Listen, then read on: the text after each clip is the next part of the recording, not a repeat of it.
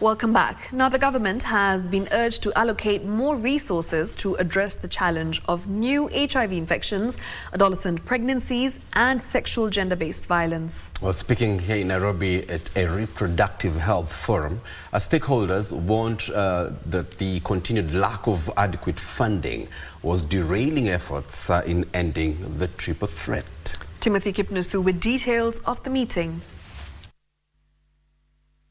On Friday, reproductive health stakeholders converged in Nairobi to discuss strategies aimed at combating the triple threat, which they say remains a thorn in the flesh. The Ministry of Health saying they are pro-life.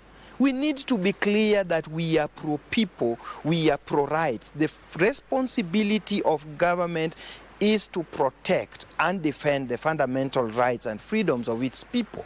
It is here that they called on the government to allocate more funds towards dealing with the challenges of new HIV infections, adolescent pregnancies and sexual gender-based violence. The strategies are there, policies are there, but the main challenge is actually finances. The Ministry of Health and county governments don't have funds to disseminate these guidelines, to educate, to build the capacity of service providers. According to the coordinator, social behavior change and advocacy in the Ministry of Health, Mary Magubo, limited resources have made it difficult to roll out civic education to the general public on sexual reproductive health. Funding comes from NGOs, and it's good that we focus also and ensure that we increase funding for implementation of those services because they are very key. During the forum, the government was challenged not only to focus on punishing the perpetrators of sexual gender-based violence, but also to ensure the victims and the survivors are assisted. When it comes to sexual and gender-based violence, we may only arrest and prosecute. We do nothing for the survivor. How are we helping the child who's become pregnant? What are the options available for this child? How are we securing their future and well-being? And so those are the things I see as gaps. And how these gaps then play out is that we do not have coherent speak from government.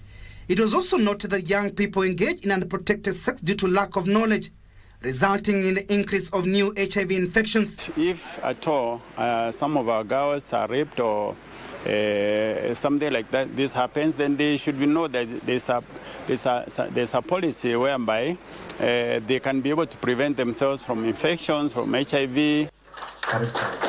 In the meantime, the Ministry of Health says it will roll out a booklet on social behavior change and advocacy in schools to aid in ending the triple threat.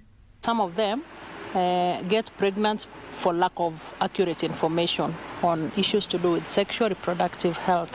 So as they grow, they need to understand what they need to do. Timothy Kipnusu for Easy Friday.